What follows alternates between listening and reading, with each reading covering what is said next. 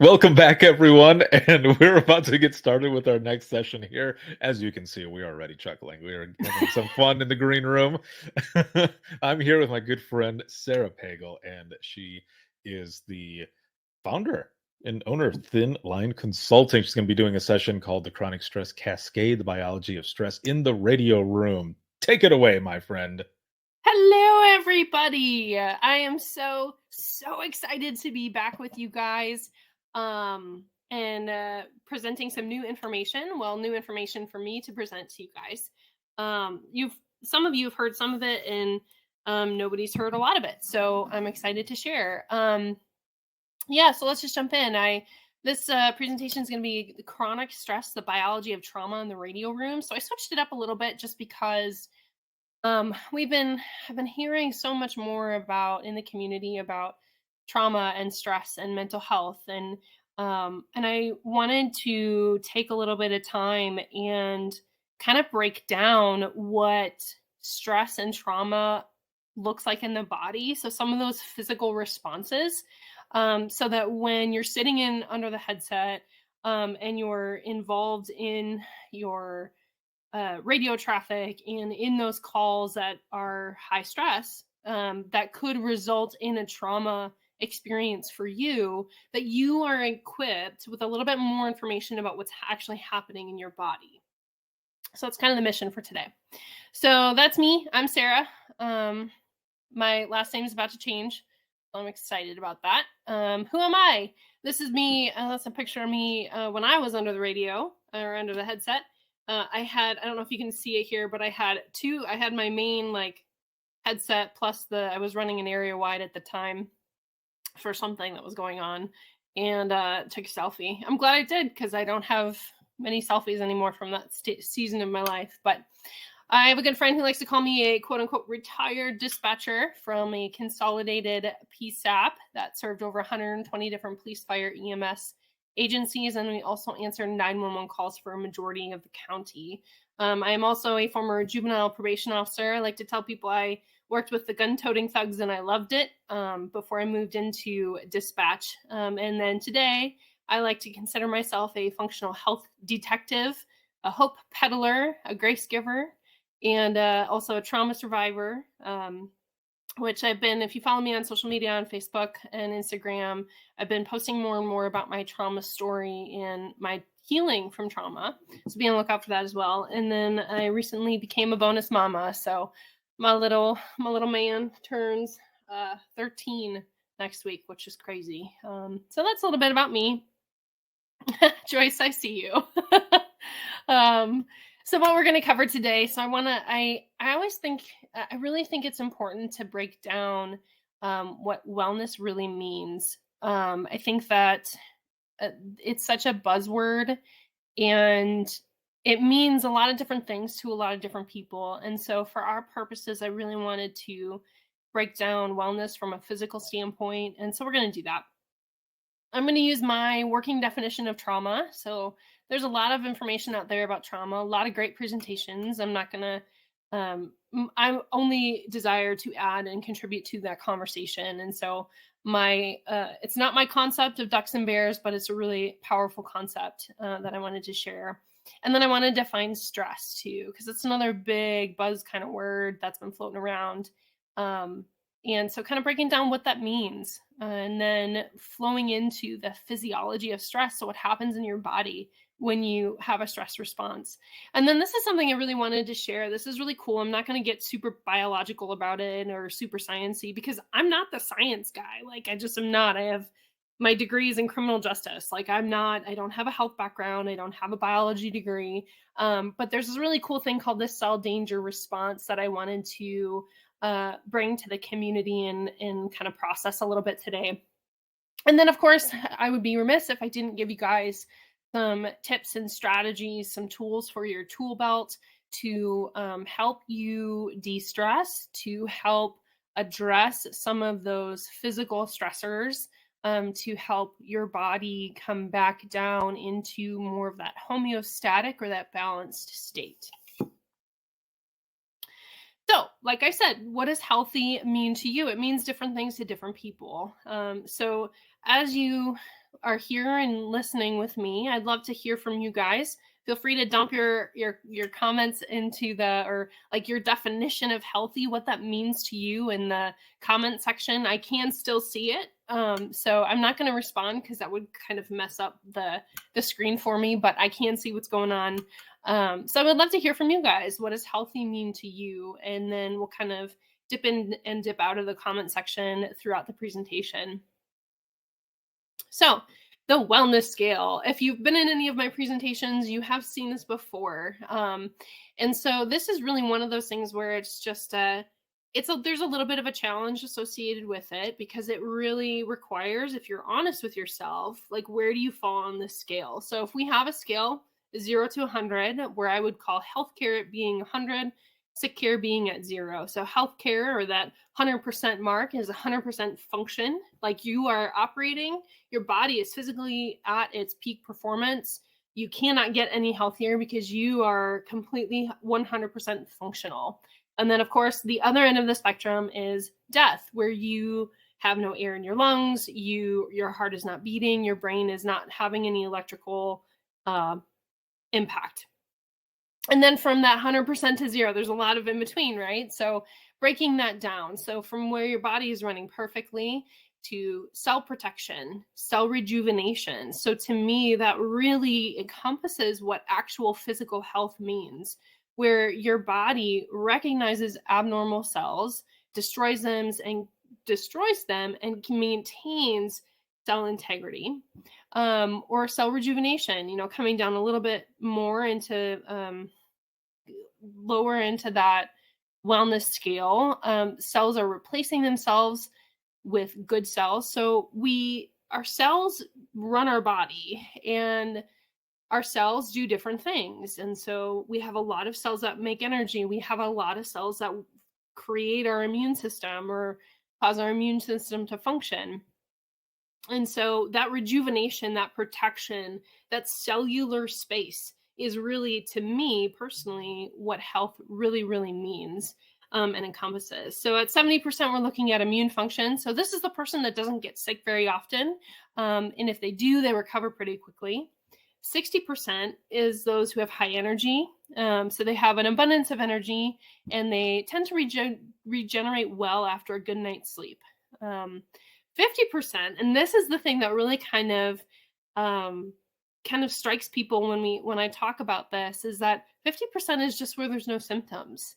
And this is kind of where a dangerous state of mind and state of health to be in, because people will equate, and I've done this in the past too, that just because you don't have symptoms doesn't mean you're healthy. So no symptoms doesn't equal health.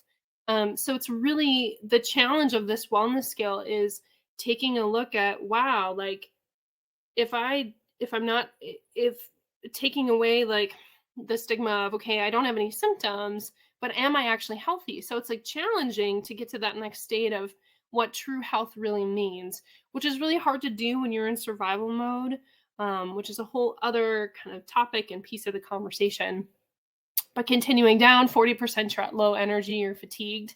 How many of us live in a land of fatigue?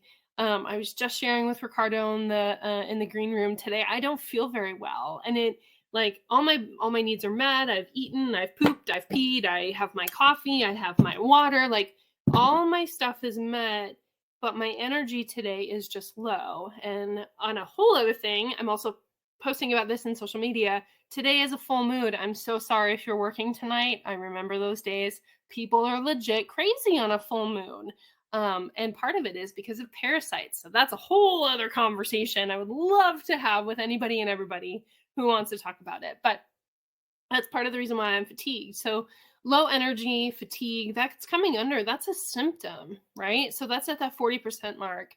And then you keep going down that scale, right? We're getting closer to really serious conditions where 30% pain, sickness, rundown.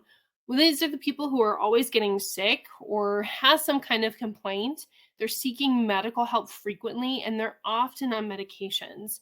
So this, is really where we come to see Okay, sorry, I'm adjusting some things.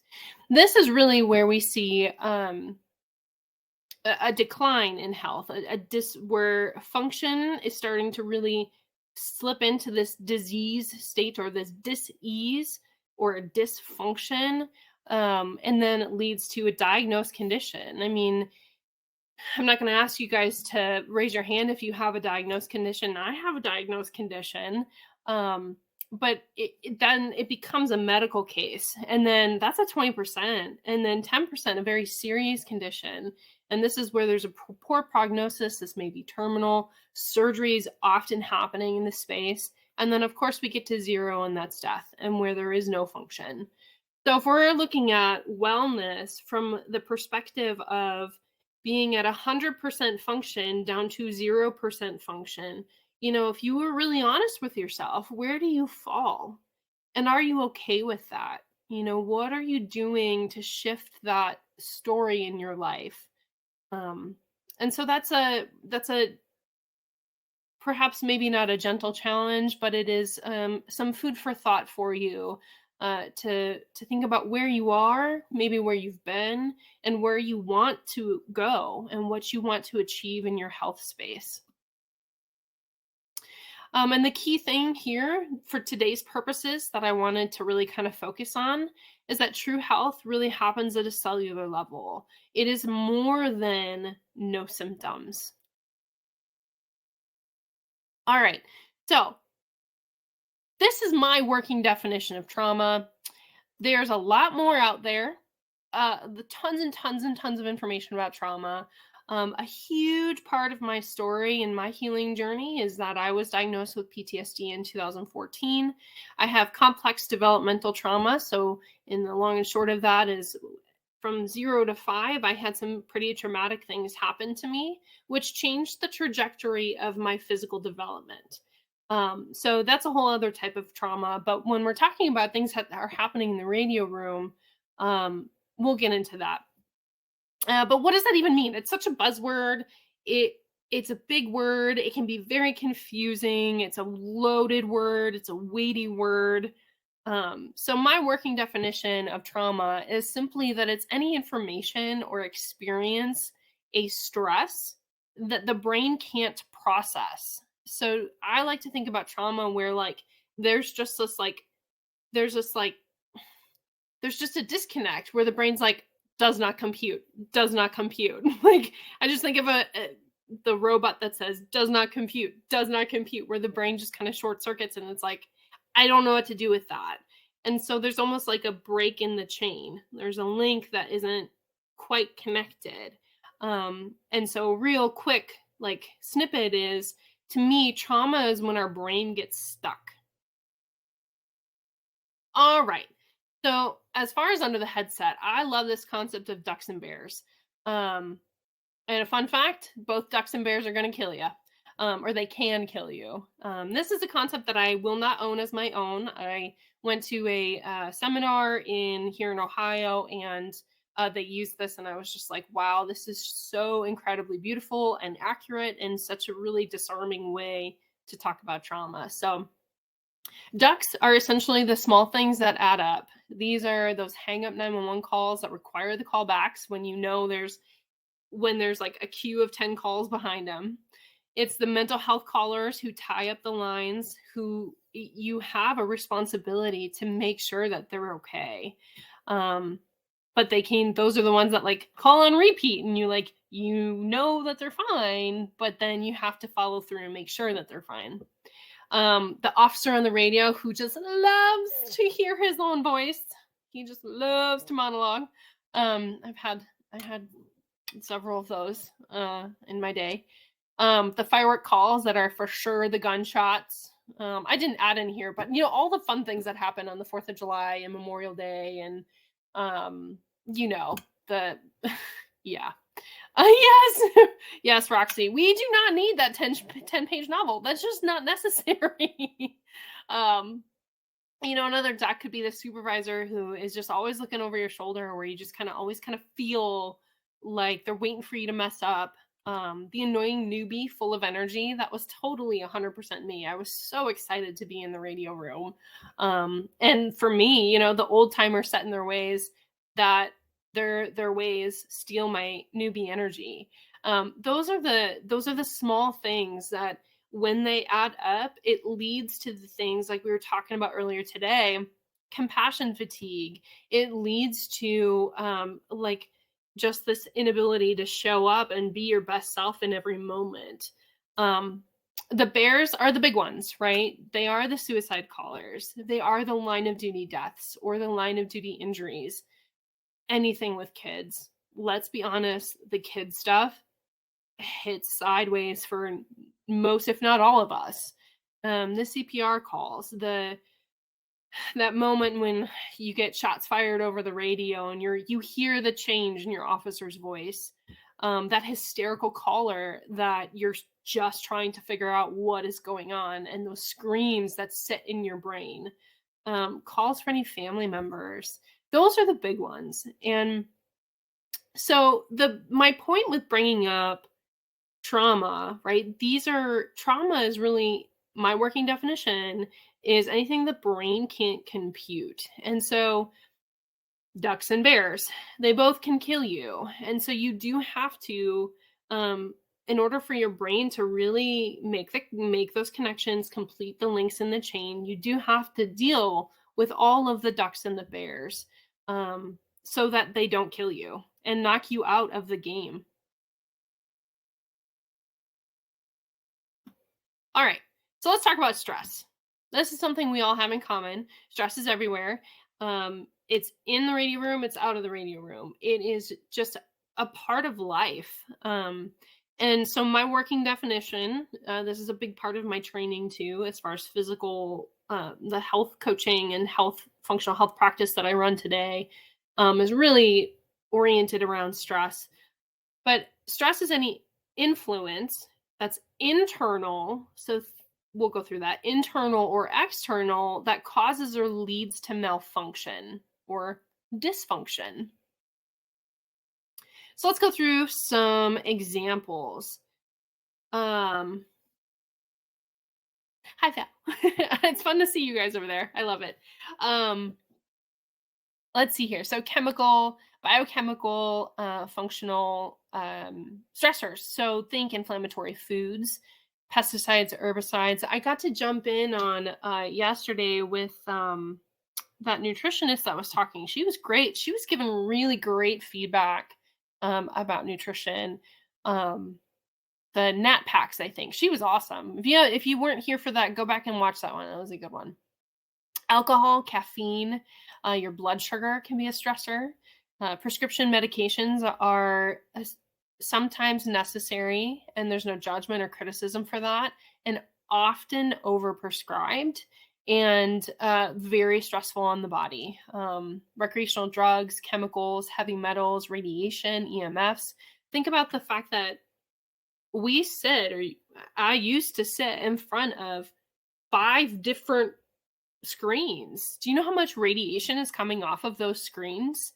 And all of that technology and the 5G that's going in, it's great for speed of communication, but it really does take a toll on our body. It's a stressor on our body.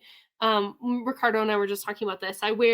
One thing you can do really quickly is these are blue blocking glasses. I wear contacts, so I don't have to wear glasses here, but I wear them because it helps to reduce the impact of that blue light on my actual brain, and it helps me sleep better at night. And now I am so used to wearing them that if I don't wear them, I end up having a headache within 5 minutes of staring at my computer screen. So it's kind of wild how much EMFs and radiation really matter. Antibiotics, over-the-counter meds, birth control, that is so incredibly damaging to the body, for a whole other conversation. But parasites, we talked a little bit about that already. It's a huge part of my story. Bacteria, fungus, viruses, mold, I'd put on here. Sleep deprivation. How many of us are, especially you night shifters? Oh, I was on night shift for a season, and that was challenging. Let me tell you, I'm a 10p to 6a sleeper, and so being awake at that time did not serve me. Sleep deprivation is a real stressor on the body, because if you're not sleeping, you're not healing. No exercise, being sedentary. I know that that's covered a lot in the community and the conversations. Allergies or an overactive immune system. That's another example of a major internal stressor. So another, continuing on with the physical or the biomechanical, and this really comes into like poor posture and positional injury or repetitive injury, nerve compression, weakness in the muscles, fractures, micro traumas to the body. If you get into an accident, how that shifts your physical structure. And those are all stressors on the body. And then, of course, we get into that external stressor space, sort of, and internal with like having a bad attitude, being around people who have a bad attitude, your perception, whether it's negative or positive. In this instance, talk about negative stressors or negative perceptions. That covertness that can happen, that cattiness. I've loved hearing about culture shift, and I wish, I wish some of those things were already in place at the center that I was at. I may have actually been there or still be there, had some of those cultural shifts taken place. Fear, worry, excitement, anxiety, this emotional side of things.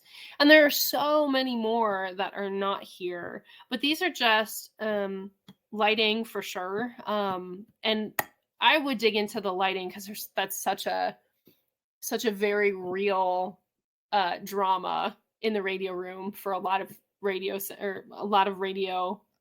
rooms. But yeah, that's a whole other conversation. Noise pollution, yeah, absolutely. All of that stuff those are just great examples of stressors in the body. So, lions, tigers, and bears. Oh my. I just really love the little teddy bear. He's just really cute.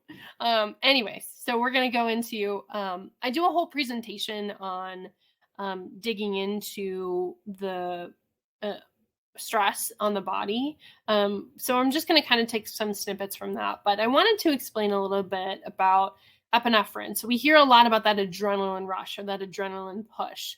So adrenaline or epinephrine, norepinephrine, these are neurotransmitters that are created in your gut from amino acids and bacteria. So 80% of our neurotransmitters come from our gut bacteria.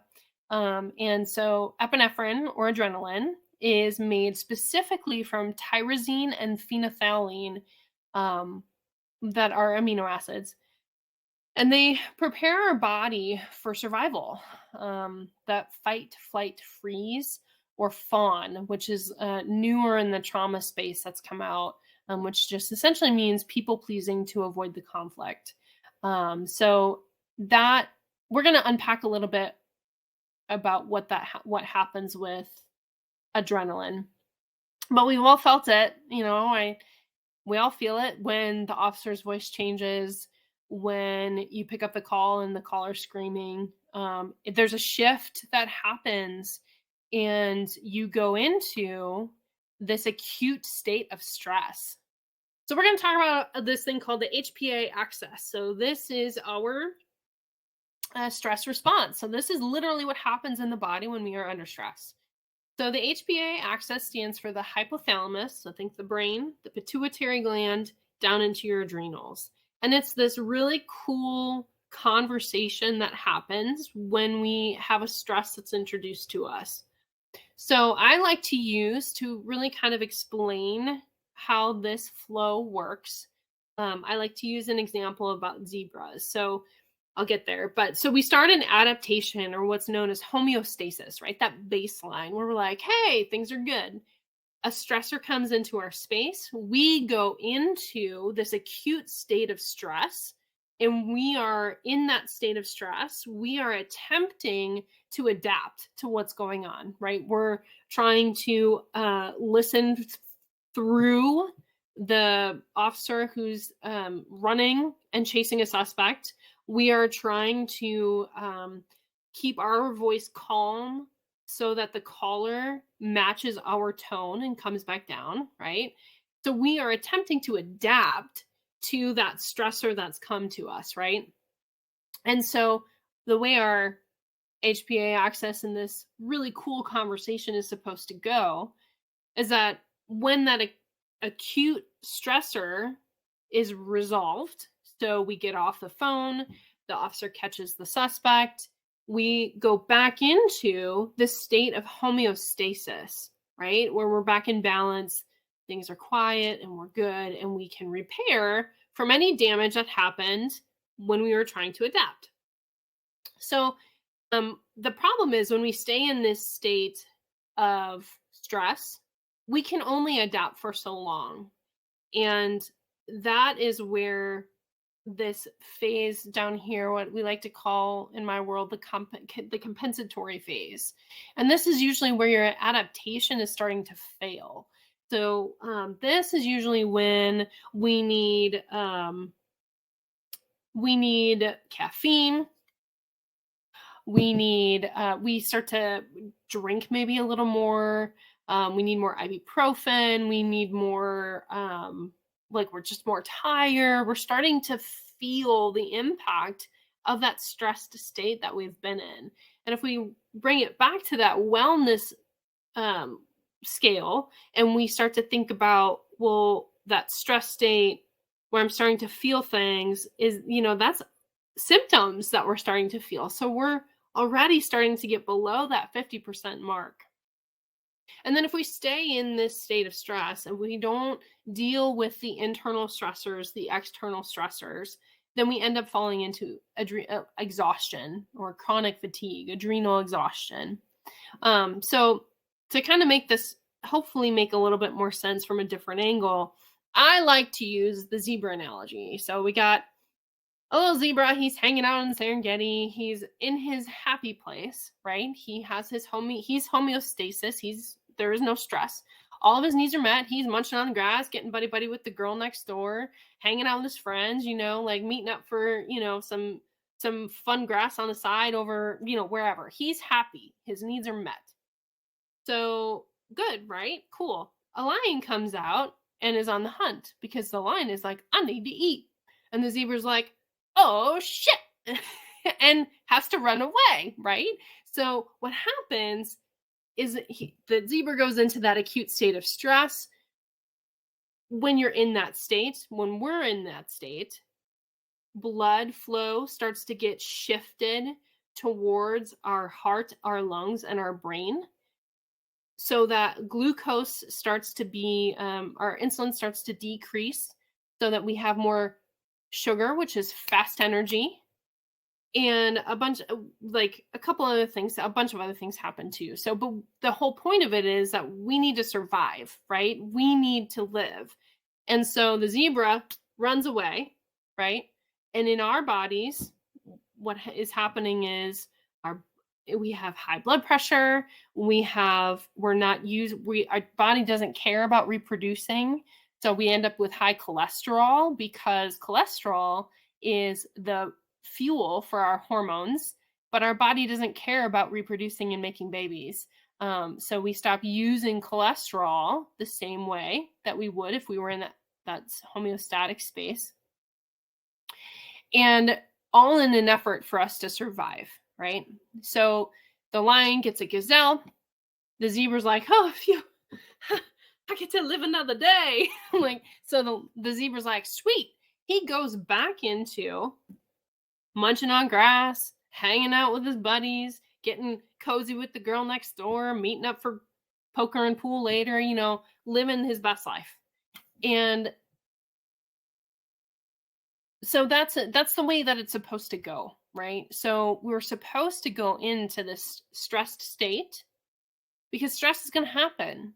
There's no way around it. It's everywhere. It is what I hate using thought ending statements, but stress is what it is. It's not going anywhere. It is here to stay. And it really becomes, how do you manage it? How do you handle it? How do you respond to it? And helping your body get back into that adaptation or that homeostatic space. So what I will say about this exhaustive phase, being a recovered exhaustive phase or in adrenal fatigue, It was a bit more than that, but it's not a fun phase. I know a lot of dispatchers that are in this phase. That's tough stuff. Um, but it is the progression with chronic stress. So you don't if you're not allowed to come back into this balanced state, or if you have that really stressful call and you feel it, and the expectation around you is that you jump right back into the call it being available for calls. um that's a boundary conversation. Like, you are not designed to stay we are not designed to stay in that heightened stressed state. We are designed to go up into it and come out of it, go up into it and come out of it. Because when we come out of it, we heal from any damage that might have happened. It's kind of Some of this stuff can be a little complex and a little overwhelming, but my hope is that I'm making enough sense and empowering you enough to take a look at yourself when you're in that heightened stressed state, and own your whatever you need to own to come back into balance and homeostasis, so that you can go back into the calls and be good to go and show up as your best version of yourself. All right, so this is a really cool concept. Um, it's somewhat newer to me. I've been studying it for about a year now, and there's not a lot of known information right now about this. But we ourselves, because coming back to what does health mean, right? I think health means our cells are in a good spot and they can heal and repair, and they're getting the minerals and the vitamins that they need, and they're kicking out the parasites and the bacteria and the viruses that we're exposed to all day, every day, the toxins, the blah, blah, blah, blah, blah, chemicals, radiation, all that stuff. So, and this is our biological defense mechanism. It's called a cell danger response, CDR. And we have this cycle, this really cool circle that our cells go through to protect us. So when we have cells that are under threat, because of internal stressors, external stressors, trauma, we go through this cycle. Our cells go through this cycle. And without really getting too deep into the weeds of it, because we could get into the weeds of it, I'm not as eloquent with the weeds yet, but it's also rabbit hole kind of stuff. I'm a nerd, so I like to go down the rabbit holes, and I get to do this for my job, so I get to, which is super fun. But I won't bore you with all those details. The big point that I want to make about this is that when you're under chronic stress and your body is feeling the threat constantly, your cells feel that threat as well, and they respond. And they have to go through each one of their stages in order to fully heal. So let's say you get that the hysterical caller, your adrenaline rises, right? You go into that acute state of stress. Your cells also view that as a threat, right? That's an external stressor, right? That's not happening inside of your body. Like that, the stress isn't happening inside of your body. It's something that's happening out here that is impacting and causing a stress response from you. And your cells interpret that as a stress as well. And so different things biologically and physiologically happen in your body that get activated. And so you have to go through each one of these steps. And so when your cells are activated, they have to go from one step to the next. So they have to go from CDR1, which is the acknowledgement of a threat, CDR2, which is the I'm dealing with the threat, to CDR3, I'm repairing from the threat back to a healthy state. I'm ready for a threat. So I'm going to say that again. CDR1 is I'm acknowledging the threat.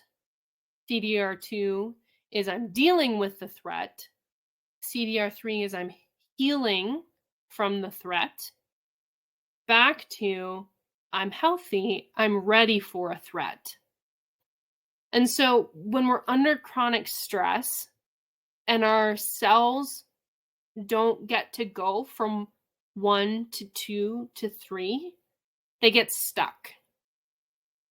And if you think, I said that one other time already today. What else? Where else did we talk about getting stuck?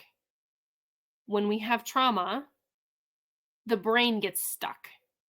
And so trauma is anything that your brain can't reconcile, right? That's my working definition. And then we have these external stressors, these internal stressors that activate these cells. And so when your cells are not functioning properly, it leads to dis-ease and dysfunction. So hopefully that's kind of all coming together. Like I said, I don't want to get too into the weeds of it, but it's all interconnected. So let's put it all together, right? So we talked about how health happens at a cellular level, meaning that CDR response, right? So a threat occurs, the body interprets a threat. We go through CDR1, okay, I acknowledge the threat. CDR2 is I'm dealing with the threat. CDR3 is I'm healing from the threat. And now I'm back to being healthy again. So we want our cells to be healthy because on that wellness scale, when our cells are healthy, we are healthy. Like at a cellular level, that's where health happens. So trauma, moving through this. So the next concept is trauma is anything our brain really can't reconcile. Could be internal, could be external. It could be something that happened to you in your body. It could be something that you observed, or it could be something that was vicarious. It could be a one and done kind of thing, like you were in a tornado or a natural disaster or an accident, or you witnessed somebody, get hurt, something along those lines. Or like me, it could be complex developmental trauma where I don't remember necessarily what happened to me when I was 3, but I have confirmed that things have happened to me. And oh, great, now I have a little trauma brain all the way into my adulthood. It's my friend, my trauma brain, and I have conversations on a regular basis. So anything that the brain can't reconcile, right? That's trauma. Trauma activates that cellular response. Stress, any influence, internal or external, that causes or leads to malfunction. We've talked a lot about that.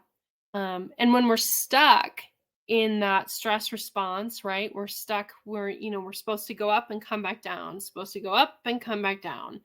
But when we get stuck in the up, we don't come back down on the right side of the bell curve. We go down on the other side of the bell curve.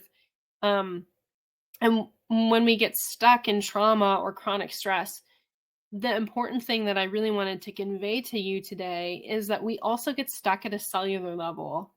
And that really ultimately is what leads to dis-ease and dysfunction. So hopefully that all kind of makes sense. I'd be remiss, of course, if I didn't give you guys some tips to increase your health by decreasing your stress. Hopefully you guys can see all these things. But I am a functional health coach. I do one-on-one health coaching as well as run functional health labs to get to the root cause of what's causing that internal stress, the internal health stress.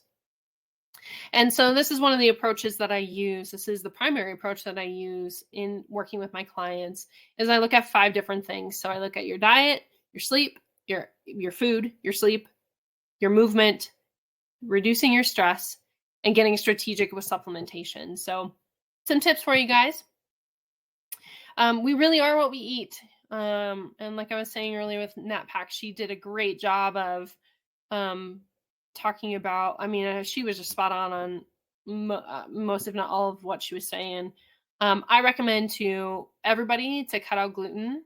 Gluten is incredibly damaging. In fact, the other PowerPoint that I'm working on today, while I have you guys in the background, is a whole workshop on gluten and why it's so devastating and detrimental to our health. So cut out those refined and processed foods. I have 2 rules of thumb. The first one is if it has more than 5 ingredients, you probably shouldn't eat it.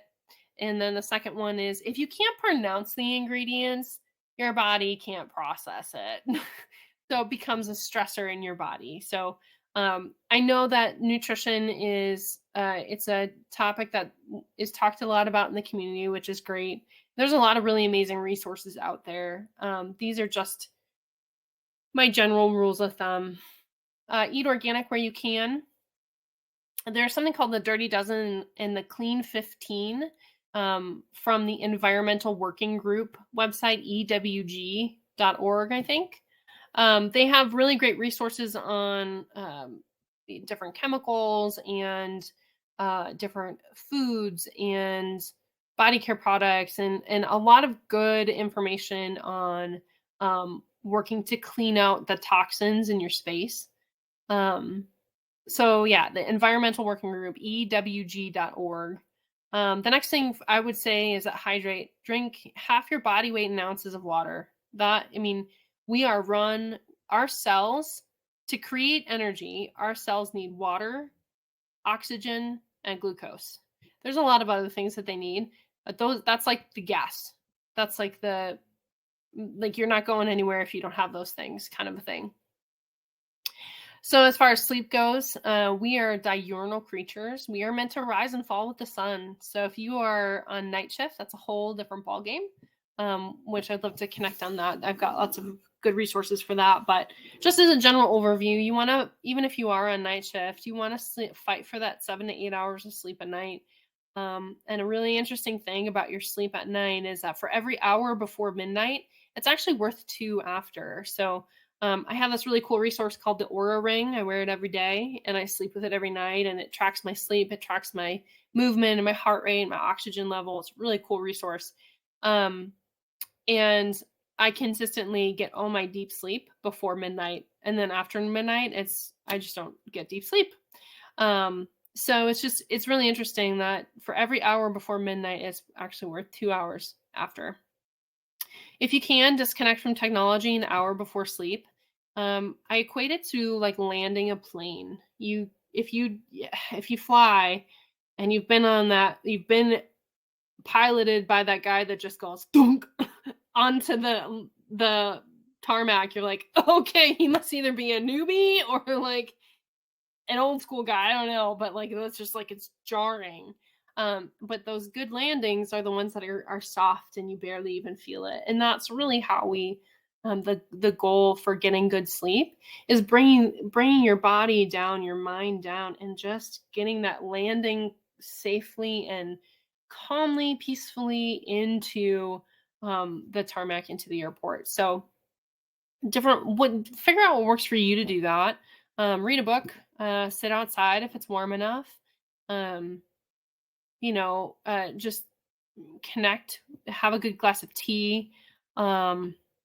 And yeah, so another thing, if you can, sleep in a cool, dry, dark room. That's huge. Light. Dr. Huberman is a really cool resource. He's a neuroscientist out of California. I think he's in UCLA. No, he's at Stanford. But he has a really cool podcast called the Huberman Lab. And he did had an awesome conversation about the impact of light on our sleep. So dark rooms, sleeping in dark rooms is key. The next piece, exercise for the purpose of healing. So I am also a recovering gym rat. I've spent many hours lifting in the gym and getting in the pool, and that did not serve my body well. But we do need to move. It's incredibly important to get moving.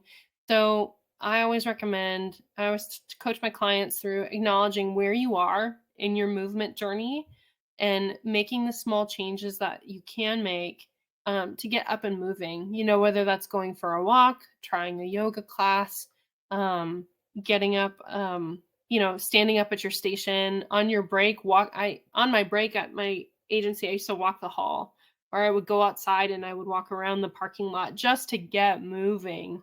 So find what works for you and figure out how to incorporate that.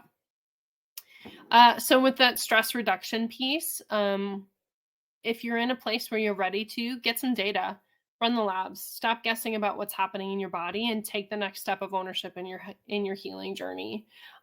If you're in that place to do that, that's how you can really identify those hidden stressors that are inside, whether that's mold or parasites or bad bacteria, candida, fungal overgrowth.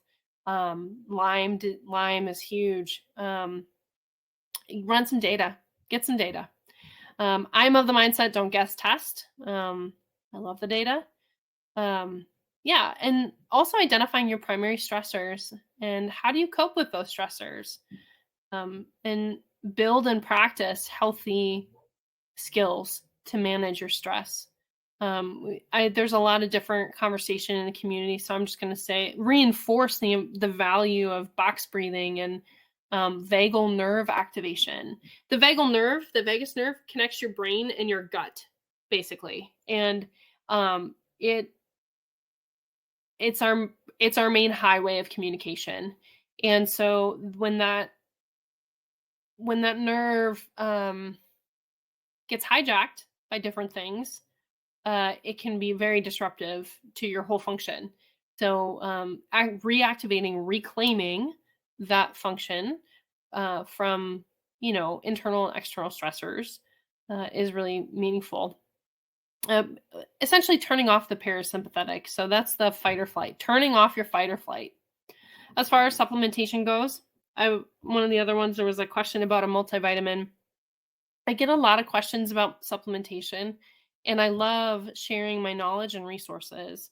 I am all for making your money go farther, and not wasting your money on the latest fad, but actually using your limited resources to get the most bang for your buck and actually identifying what your body needs. So a quick little snippet about supplements. Supplements should serve one of three purposes. It should support your vital functions. It should substitute for something. So, for example, support could be your immune system is under attack from your kids because your kids go to school and they bring back all their little germ magnets. So you take an immune boosting supplement like vitamin C or zinc or quercetin or something like that. So that's an example of a support. Substitution, an example of substitution, the one that I use that's so relevant is if you don't have a gallbladder, you need to be on a bile supplement because the gallbladder is essential for our digestion and producing digestive materials. So that's an example of substitution. Stimulation, supplements should, when needed, can stimulate or wake up different systems. So if you're taking supplements and you don't know why you're taking them, but you just know you should be taking them, reach out and let me know. Let's have a conversation about that. Because there's a lot of information out there. It can be very overwhelming. And I can't tell you how many thousands of dollars I've spent on supplements. Most of it was not what I needed when I needed it. And so I would love to meet you in that space and offer some good recommendations there. All right. I think this is the last one. And I mean, what if you can't do these things, right? So you're in the radio room, you're go, go, go. We've talked a lot about, I've heard and seen a lot about prepping for missed meals or prepping your snacks, your meals. Huge. We all know that critical response does not wait for your meal schedule. So you need to prepare in advance for that. Like I said already, walk on your breaks. Opt for water or tea versus soda or energy drinks. And there really are very good natural ways to support your energy that don't steal your energy by replacing it with a false substitute. So those energy drinks and that the caffeine isn't bad, but the energy drinks are usually full of junk that are extremely stressful on your body. So let's chat. Like, we can talk about ways to support your body energy-wise. Be as vigilant as you can about your sleep, regardless of your shift. Stick to that fight for that 6 to 8 hours in a cold, dark room. And activate your boundaries wherever you need to, where like if you got to get the kids here and da da da da, like work with your resources, whether that's other support systems or whatever, but fight for your sleep. Because if you are not sleeping, you are not healing. If you're not healing, you're not coming out of that acute state of stress back into homeostasis. Another thing I found to be very meaningful is to take time to transition between your shift and your home life. That could be taking the dog for a walk as soon as you get home, or driving around the block a couple extra times. But figure out what works for you to help transition between the intensity of what we do and that the vigilance that is required in the radio room, to going home and being that mom, being that dad, being that partner, that daughter, that son, that friend, that where life doesn't require the amount of vigilance and intensity that the radio room requires. There really is a transition space there, that if you're aware of that and you draw attention to that and figure out for you what works, that can really support your body in coming out of that stress state, coming down, soothing that fight or flight, and helping your body move from this activated state to a state of rest. So those are just some things I wanted to share. This is how you can get in contact with me. I am on social media. I don't have the links up here, but I am on Facebook and Instagram. I've recently been more active on the social medias. It's not my favorite thing to do, but I've figured out a way to make it flow in my space. So I've been talking a lot more about parasites and my own healing journey and sharing more about that. So it gives you guys a chance to get to know me a little bit better.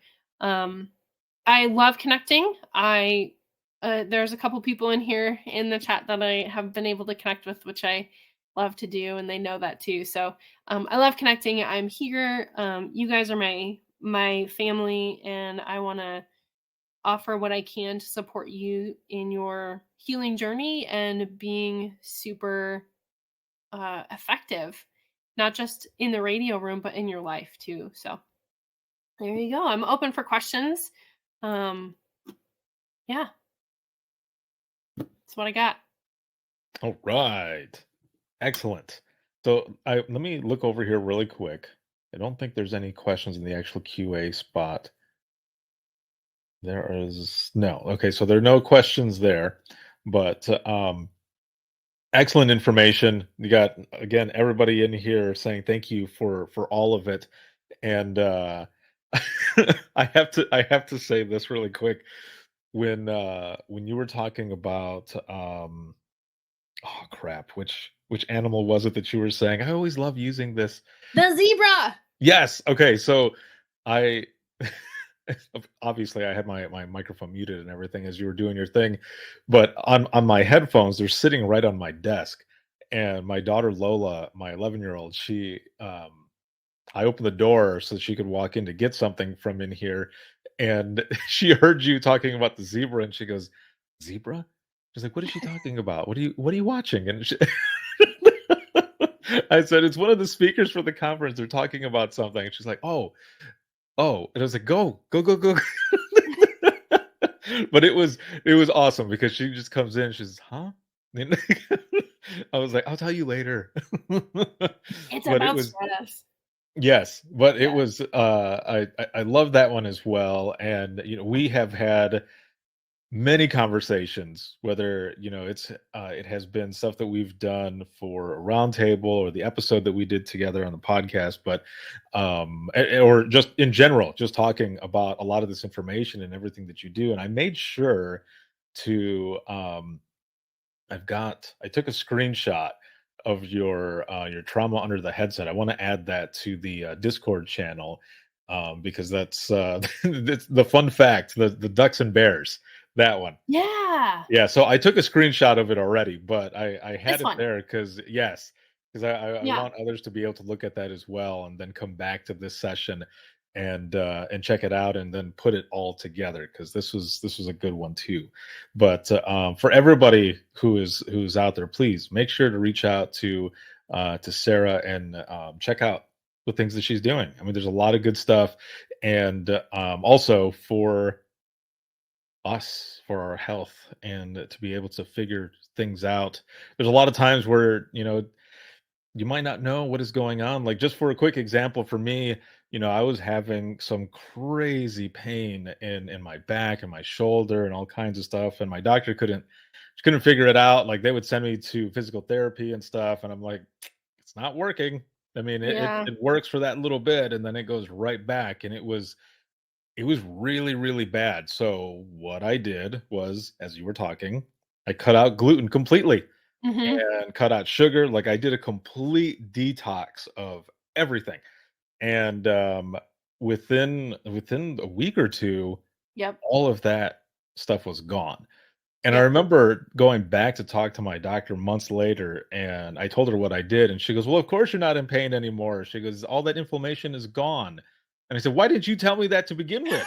And she Well, goes, you should have told "Well, me. I know, like, why didn't you help me with that?" And she just kind of looked at me, and I said, "Was this one of those moments where I needed to find out myself? I mean, I guess I didn't have to pay you for it, but damn, like, it could have taken all of that time. I could have gotten all that time back, I guess is what I'm getting at. But it's little things like that. So there are some things that end up impacting you, and you have no idea. And it's just, all it takes is changing the way you eat, or Yeah. moving around, or stuff that seems so easy. Like, you mentioned Natalie's session yesterday for Hmm. nat packs and stuff, and one of the parts in there that she was talking about was breathing. And Hmm. I was like, yeah, something that we do to stay alive Right. Right.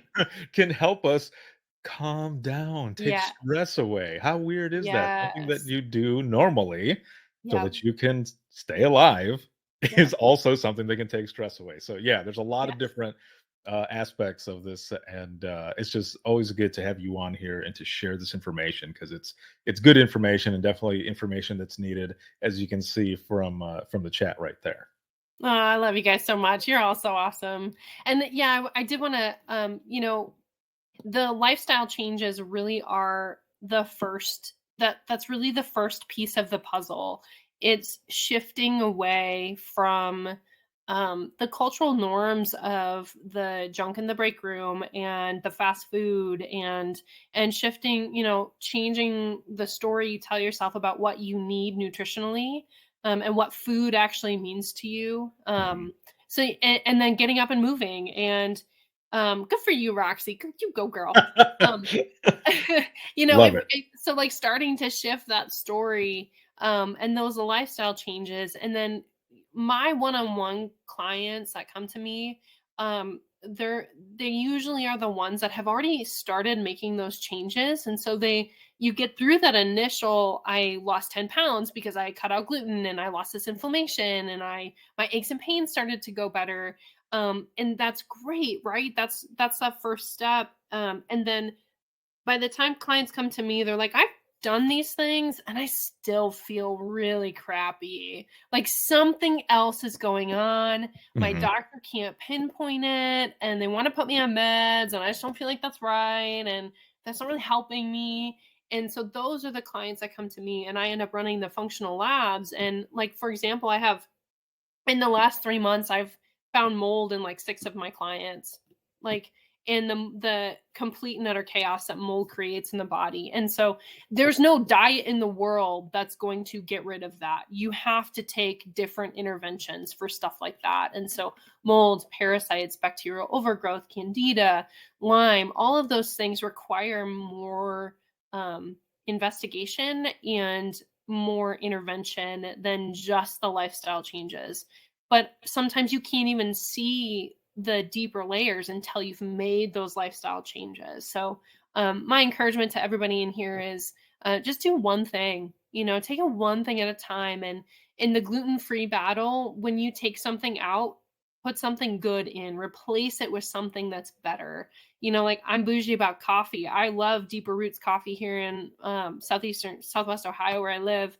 And I just switched to Purity coffee because it's certified as mold free. So it's clean coffee and it tastes good. I've been through a bunch of them, but this is the one that I found. So that's what health to me really is. It's this journey of taking out the bad, putting in the good. And I see that to be true in the emotional side of things too, and the mental health side of things, and the spiritual side of things. It's take out the bad and replace it with a thing that's good. And then just keep moving forward, or keep moving and grooving, as I like to say. It's the same with people. Remove those Mhm. trolls, take out the Yes. bad, and put in the good. Yes. Yes. 100%.